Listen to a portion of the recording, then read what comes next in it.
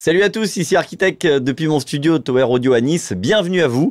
Alors on va essayer de faire vite cette fois, je sais que vous me croyez pas mais je vais essayer parce que je voulais quand même vous mettre la lumière sur un plugin alors qui est pas nouveau mais qui est en version 2 et je suis pas passé à côté mais c'est juste que j'étais en vacances donc j'ai vu qu'il était sorti pendant que j'étais en vacances et je me suis empressé de le tester quand je suis rentré et il fallait que je vous en parle parce que il est vraiment très cool. Donc c'est un compresseur, vous avez vu, c'est la marque Sonyball qui fait pas mal de smart plugins, c'est-à-dire des plugins avec des intelligences artificielles. Bon, vous connaissez mon point de vue là-dessus, je suis pas très fan de toutes les intelligences artificielles qui n'en sont pas vraiment, mais là, en l'occurrence, les modes de détection marchent bien et il y a vraiment des trucs en plus dans ce plugin. C'est pour ça que je voulais vous en parler. Alors, je remercie Plugin Boutique, magasin que vous connaissez sans doute, je vous en parle souvent, qui m'a offert donc cette licence. Et si vous voulez soutenir la chaîne et que vous voulez acheter ce plugin ou n'importe quel autre plugin d'ailleurs, eh bien, je vous mets un lien en description. Les liens d'ailleurs sont sur toutes mes vidéos. Quand vous passez dessus, ça indique à Plugin Boutique que vous venez de ma part et quand vous achetez un plugin, Plugin Boutique me reverse une petite somme sympathique, ce qui m'aide à continuer la chaîne. Donc voilà, merci pour ça, de penser à le faire si vous pouvez. Donc le plugin est dispo en ce moment à 89 € au lieu de 129, c'est le prix de lancement. Il faut savoir que sur Plugin Boutique en ce moment, et comme souvent quand vous achetez un plugin, vous avez quelque chose d'offert. En ce moment, c'est un petit trio de plugins chez Nugen Audio et c'est des plugins qui permettent de placer vos sons dans l'espace, de corriger la stéréo, etc., de l'agrandir. Ça marche plutôt bien. Plutôt très bien même, comme d'ailleurs tout ce que fait Nugen, et normalement ça fait 96 €. Bah là ça vous est offert avec n'importe quel plugin, même si vous achetez un truc à 5 balles, c'est quand même offert. Voilà, on va tout de suite passer à la démo puisque on est surtout là pour ça. Donc ce plugin, alors la version 1 était vraiment déjà cool. Mais là, par contre, ils ont vraiment rajouté des trucs encore plus cool. Et pour moi, c'est vraiment un gros concurrent à FabFilter. Je pense d'ailleurs qu'il va entrer dans mon workflow à la place de FabFilter et que peut-être je sortirai FabFilter pour certains trucs que j'aime bien. Mais là, il est tellement convivial. Alors, ce qui est bien, c'est qu'il s'adresse aussi bien aux débutants qui savent pas trop comment on fait pour compresser que aux producteurs très avancés. Et il va s'adapter en fonction de ce qu'on veut faire. Donc c'est plutôt très intelligent. L'interface est cool, tout est bien rangé, tout est bien pensé. C'est vraiment quand il y a marqué Smart, j'ai l'impression que c'est plutôt le développement qui est intelligent, plutôt vraiment que le plugin en soi. Mais pour moi, il porte bien son nom. Donc là, on a une petite boucle, c'est juste pour la faire tourner pour vous montrer. Je l'ai mis pas fort exprès, hein, comme ça on entend ma voix. Et vous voyez que l'interface déjà est cool parce que là, ici, on a donc le seuil. On voit bien que le seuil ici, on voit bien le son qui joue. Donc si je mets mon seuil là, bah, ce qui va faire détecter mon compresseur, c'est que ce qui joue là. C'est pas le petit son qui est là. Donc ça me permet déjà de régler le seuil. D'un point de vue visuel, vraiment à l'endroit, ne serait-ce que si j'ai du mal à entendre où sont les sons, bah, visuellement, je sais où je le place. Donc là, pour l'instant, il se passe rien parce qu'il n'y a pas de ratio. Et là, on voit bien qu'ici, on a des petites bandes, regardez.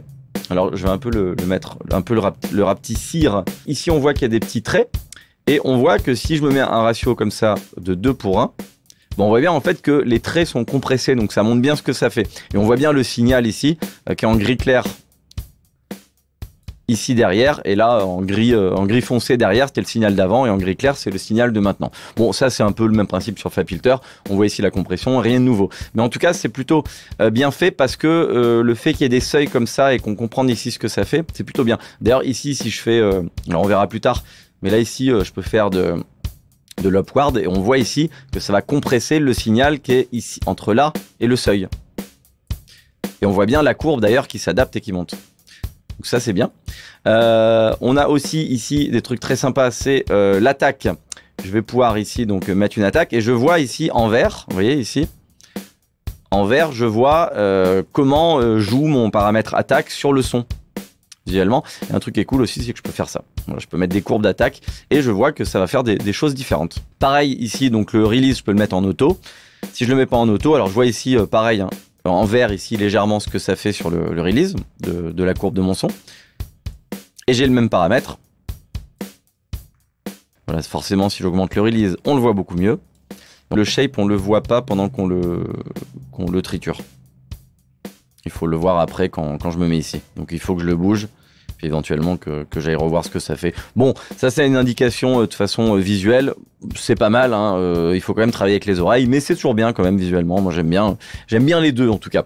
Enfin les deux, ça serait compliqué de pas avoir le son. Enfin je voulais dire que je trouve ça quand même pas mal de confirmer visuellement ce qu'on entend, parce que quand on a des doutes, ça aide à comprendre, et donc je trouve ça bien. Voilà un peu pour l'interface. Vous voyez qu'ici on a le gros atout, c'est le spectral, la spectrale compression. Donc en fait c'est un compresseur multibande, et quand je dis multibande, c'est pas 4, 5, 10, 20 bandes. Et ben, dans la notice c'est marqué qu'il y a plus de 2000 bandes. Donc vraiment il divise le spectre de 20 kg à 20 Hz, il le divise en plus de 2000 bandes, et il va aller agir sur les choses qui sont les plus ou dans lesquelles il y a le plus d'énergie. Donc pour l'activer, vous voyez que c'est pas disponible, il faut obligatoirement partir du truc smart du plugin, c'est-à-dire ce qui va détecter le son qui rentre et va faire un réglage automatique. Donc on est obligé de passer par là, quoi qu'il arrive. On va lui dire que pour l'aider, que là on est quand même sur un drum bus, puisqu'il y a un peu de tout. Je vais activer la détection. Alors, ce que je peux faire là pour revenir à 0, je peux faire reset ici sur le plugin, ou alors ici j'ai 8 pour faire de l'AB, c'est-à-dire pour comparer des réglages. Donc c'est plutôt bien, plutôt que d'en avoir que 2. Bah là j'en ai 8, je peux faire jusqu'à 8 réglages différents et comparer. Donc ça c'est plutôt bien. Je repars ici comme ça, c'est à 0. Je lance la lecture et je fais une détection donc de drum bus. Voilà, il est en train d'analyser. Voilà, il m'a fait un réglage, pas très violent, mais qui marche bien. Alors, comme je vous dis, j'aime pas trop les trucs smart, mais faut dire que ça marche assez bien parce que finalement, on lui donne des indications. Il analyse l'audio, il analyse le level, et en général, il fait des choses assez sensées. C'est pas pour ça qu'on va les garder, mais en tout cas, c'est une base de départ qui est en général pas mauvaise. Voilà, pour le peu que j'ai testé, bon, ça fait 2 jours que j'utilise, j'ai pas trouvé qu'il faisait n'importe quoi, en tout cas. Mais à chaque fois, je réajuste, par contre. Donc bon. Donc voilà le réglage. Et là, on voit bien que le Spectral Comp est activé.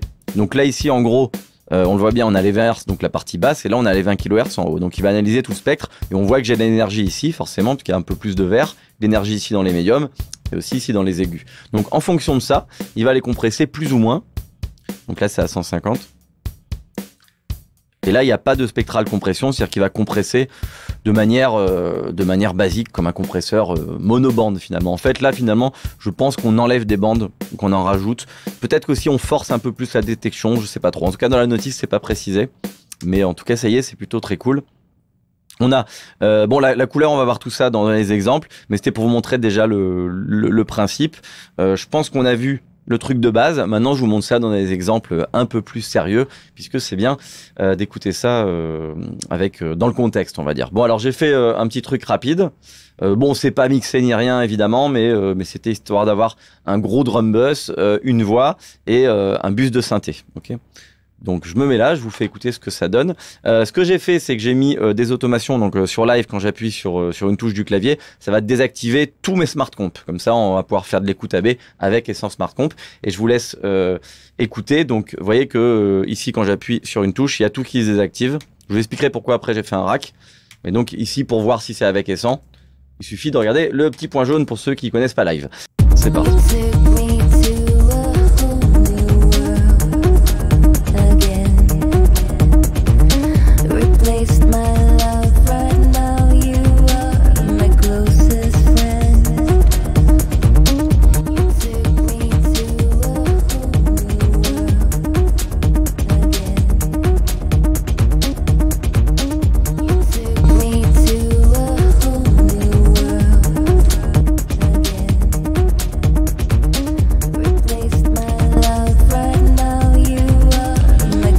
Vous voyez, bon, il y a plein de trucs à faire sur cette prod évidemment, mais vous voyez que rien que de mettre de la compression, comme tout de suite, ça la fait passer un step up et elle devient, j'ai pas envie de dire pro parce qu'il y a énormément de choses à faire, mais tout de suite, elle sonne beaucoup plus finie, quoi. En tout cas, ça la fait vraiment monter, puis surtout, c'est au niveau de l'équilibre. Les instruments rentrent beaucoup plus les uns dans les autres, enfin donc les trois groupes, vraiment s'emboîtent beaucoup mieux.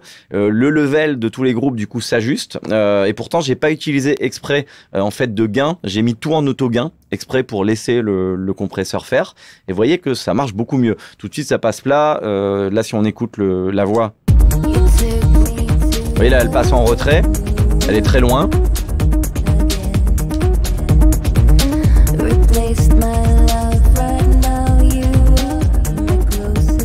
Il y a moins de patates, il y a moins de bas, c'est surtout la voix qui s'intègre vraiment beaucoup mieux. Donc voilà, je vais vous montrer ce que j'ai fait.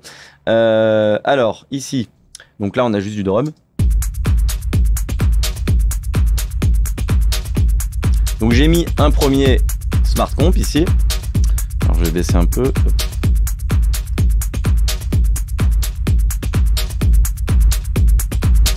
Alors là c'est déjà très compressé, il n'y avait pas vraiment besoin de compresser, c'est déjà très très loud et très très écrasé, mais quand même j'ai essayé malgré tout de continuer à essayer de l'améliorer. Bon là ça sature un peu et tout, mais c'est pour quand même vous montrer ce que ça peut faire.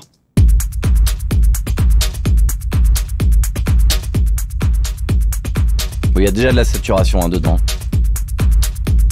Et vous voyez, ça donne du patch, du patch, de la patate, de la pêche, et ça continue d'écraser un peu. Alors, on va justement écouter. Alors, j'ai fait des réglages aussi un peu bourrin, voire beaucoup bourrin, justement pour que vous puissiez écouter comme d'hab les différences, parce que c'est plus facile de se rendre compte quand on modifie un réglage, quand le réglage justement est fort, quoi. Je vous invite justement à faire ça quand vous testez des trucs, à aller un peu dans les extrêmes pour bien se rendre compte de ce que ça fait.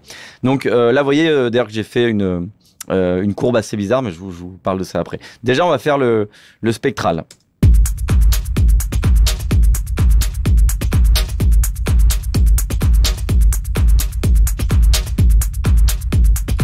Alors concentrez-vous surtout sur la partie aiguë, donc tout ce qui est hi-hat, à la limite un peu le snare, enfin tous les sons percussifs qui jouent dans les aigus. Et voyez comme là ici quand je suis à 0, bah, le kick a tendance à faire pomper tout ça et à écraser tout le reste, du coup à écraser les cymbales, les hi-hats, etc. Alors que là, ça compresse, c'est plus naturel et bah, la partie haute arrive à se frayer un chemin parmi tout ce bordel, quoi. Je vous fais écouter, je vais passer comme ça progressivement.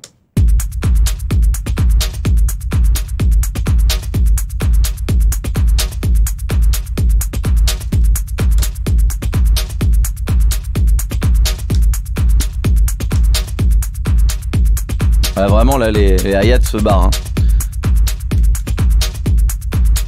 Alors c'est peut-être qu'il y en a qui n'entendent pas, hein. C'est pas le jour et la nuit non plus. Hein. Enfin moi je trouve que la différence est grande, mais bon ça c'est avec l'habitude et tout. Mais c'est toutes ces petites différences qui dans votre mix vont vous faire atteindre le mix pro. On n'est pas là, voilà, c'est pas le truc est pas révolutionné quand j'active ça. Mais par contre c'est un plus qui est vraiment vraiment appréciable et que j'hésiterai pas à utiliser, ça c'est clair. On a la color, donc la color ça va, bah, je vous fais écouter.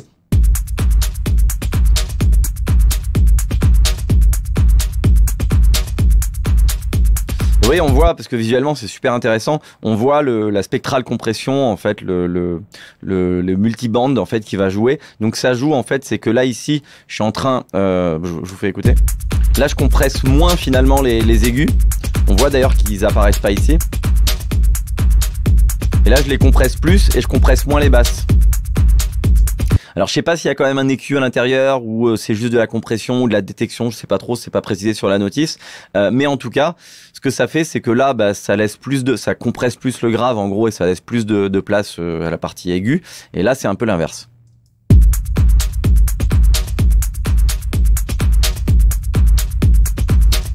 Ouais, je l'ai mis à 10, vous voyez, ça éclaircit un petit peu quand même, je trouve ça pas mal. Et là, au niveau du style, bah, ça va rajouter en gros de la saturation et du punch. Et je pense que ça joue sur les transients et ça rajoute de la saturation.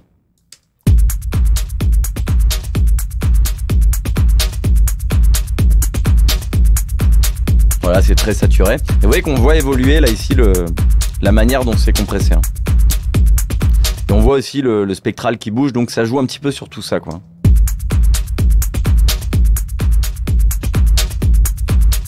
Je pense, c'est pas marqué, mais en fait, je pense qu'il détecte de ce qu'il a détecté, il essaye d'augmenter les transients de manière multibande, peut-être quelque chose comme ça, tout en rajoutant de la saturation. Bon, c'est intéressant.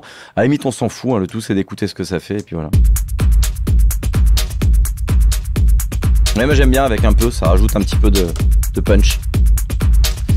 Voilà, ensuite, truc très important, on a le sidechain, donc pour pouvoir filtrer ce qu'on veut, ce qui ne va pas être détecté dans le compresseur. Et dans un cas d'un drum bus comme ça où il y a beaucoup de graves, je vais avoir tendance à filtrer le grave. Je vous fais écouter avec et sans.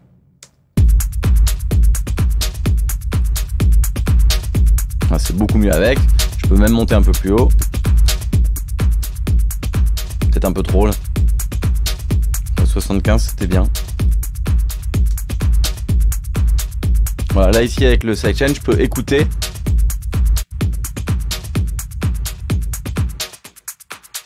Vous voyez que là ça compresse plus du coup. Voilà, donc j'ai un EQ classique, hein, voilà, y a rien de sorcier, mais il y a tout ce qu'il faut pour être heureux. Voilà, je peux détecter, vous voyez, que le signal s'adapte à chaque fois. Donc ça, c'est très cool de l'avoir intégré, puisque ça évite de faire des routines compliquées. Un truc super bien, c'est qu'on a le delta, c'est qu'on peut écouter la différence c'est comme si on avait quelque chose qui permettrait d'inverser la phase et qu'on dupliquait la piste, donc ça permettrait d'écouter ce qu'on est en train de rajouter ou d'enlever. Voilà. Alors ça c'est cool pour pouvoir régler l'attaque et le release.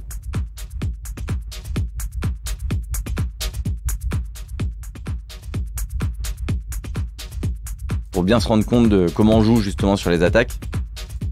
Donc voilà. Channel link pour pouvoir délinker stéréo. Je peux travailler en mid-side. Et du coup là ici, j'ai les sides et là j'ai les mid. Ça c'est vraiment top aussi, un compresseur mid-side. Là je peux revenir en arrière, j'ai du Undo. Je peux sauvegarder mes presets. Vous voyez que j'ai pas mal de trucs de détection. J'ai le dry wet. J'ai ici input reading. En fait, ça va essayer de, par exemple pour une voix, ça va essayer de rendre la voix plus stable. Déjà en entrée du compresseur. Donc c'est un peu presque comme un vocal rider de chez Wave. Bon, je l'ai testé, ça marche pas toujours, mais la fonction est intéressante à voir. On a donc la sortie auto, pour que le volume soit le même avec et sans. Et c'est à peu près tout. Là, je peux revenir à la détection, on va dire smart, pour revenir au réglage que lui m'aurait fait. Et vous voyez qu'ici, on a quelque chose de super intéressant. On a des presets de curve, puisque là, j'ai fait de la compression upward. Et vous voyez que ça va sonner différemment si je l'enlève. Écoutez.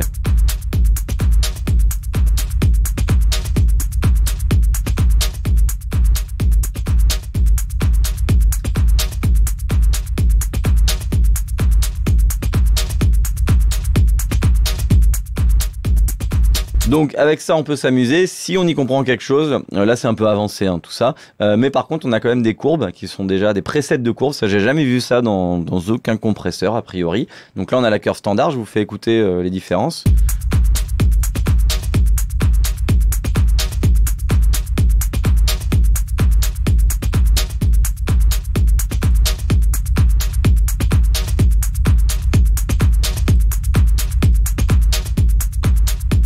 Voilà, donc ça c'est très intéressant. Ensuite, là j'ai mis un rack, j'arrive pas à le dire, un audio effect rack, j'ai fait du multiband. Alors pourquoi? Parce qu'en fait, regardez ce que j'ai fait. Donc c'est là qu'est une fonction géniale du coup du Smart Comp, c'est qu'on va pouvoir faire du sidechain externe et on va pouvoir utiliser les fonctions du spectral, de la détection spectrale justement.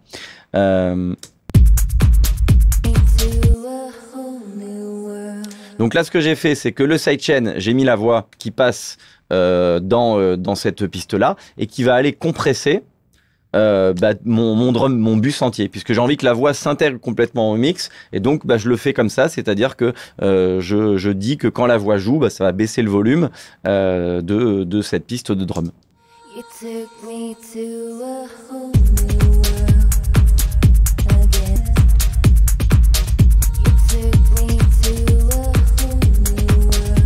Voilà, donc ça permet à la voix de mieux s'intégrer, c'est assez léger, en plus j'ai mis un wet à 50% là, pour pas que ça pompe trop, mais c'est quelque chose qui va aider à rentrer la voix. Et ce que j'ai fait justement, c'est que je voulais pas que la voix touche au grave, parce que je voulais que le grave il reste stable. Donc là ici, j'ai mis un EQ où j'ai filtré, si je vous fais écouter en solo, donc j'ai filtré la partie grave, et là ici dans la deuxième piste, j'ai fait l'inverse.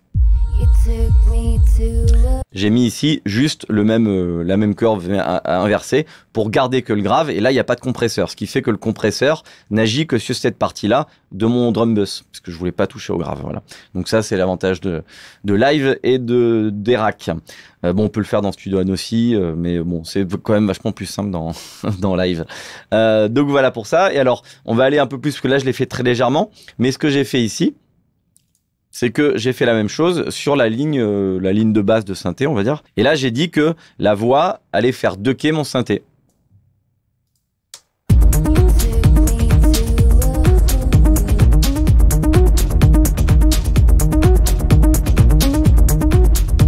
Voilà, si je vous fais écouter, je vais vous faire écouter que la piste de synthé. Enfin, je vais faire avec et sans. Donc là, ce qu'on voit, c'est la voix qui fait ducker le synthé. Voilà, là je suis en wet à 80, je vais me mettre à 100 et je vais un peu exagérer. Vous voyez que le truc il pompe, pourquoi? Parce que c'est la voix qui joue.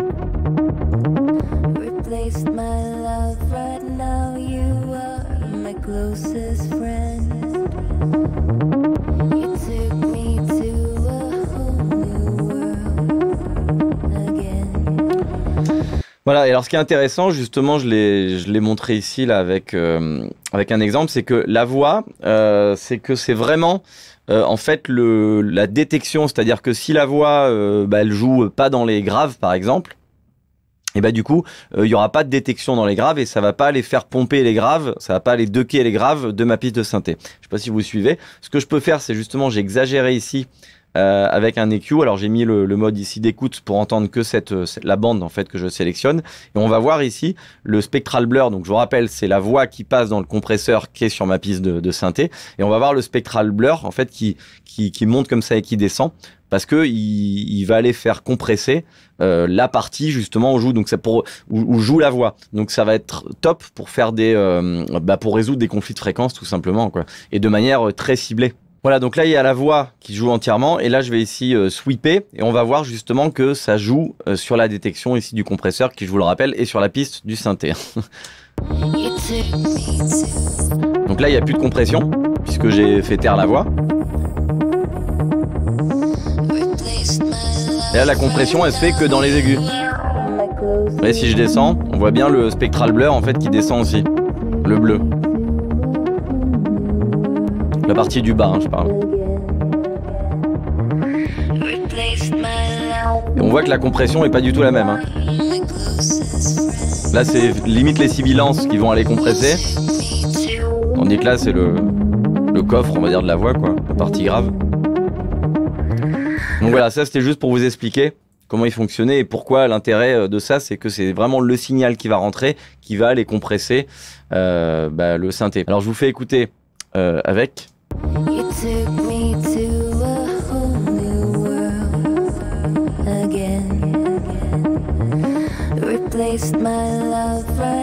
Voilà, et vous voyez que là, pareil, le spectral de King, ça va faire évoluer justement la manière dont ça compresse, puisque là, ça va, dès qu'il va y avoir du signal, ça va compresser, quel que soit le signal, si c'est grave, aigu ou quoi, alors que là, ça va prendre vraiment, ça va décortiquer le signal en plus de 2000 bandes et aller faire ducker mon synthé comme ça. Donc on peut aller très très loin, on peut rajouter, vous voyez, même du dirty dans la détection. Vous voyez que ça change la courbe. Pareil pour la color. Donc on peut aller très loin. Vous voyez qu'ici on a la dynamique aussi, hein, je vous ai pas parlé, mais là ici on voit la courbe de dynamique, c'est-à-dire là où il y a de la dynamique dans mon signal, donc ça c'est toujours bien d'avoir un œil dessus. Là ici, il n'y a plus de dynamique puisque c'est plein quoi. Et que là la dynamique maximum elle est vers là et on le voit bien justement. Voilà, donc le smart comp, là, il me sert juste à ça, à ducker. Et sur la voix, j'ai mis aussi un smart comp, je vous fais écouter avec et sans.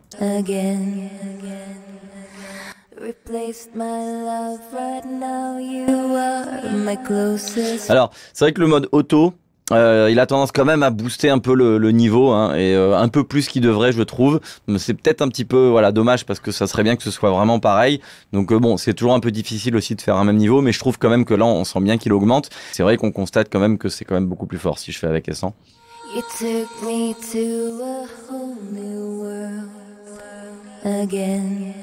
Voilà, bon allez, je vous fais tout réécouter avec.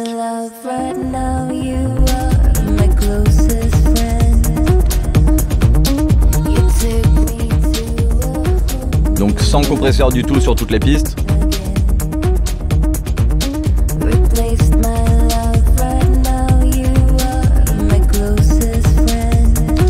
Voilà, donc pour moi c'est vraiment super intéressant, c'est un très bon plugin, comme tout ce que fait Sonibel d'ailleurs. Je suis pas sûr que ça se prononce comme ça, mais en tout cas vous avez compris.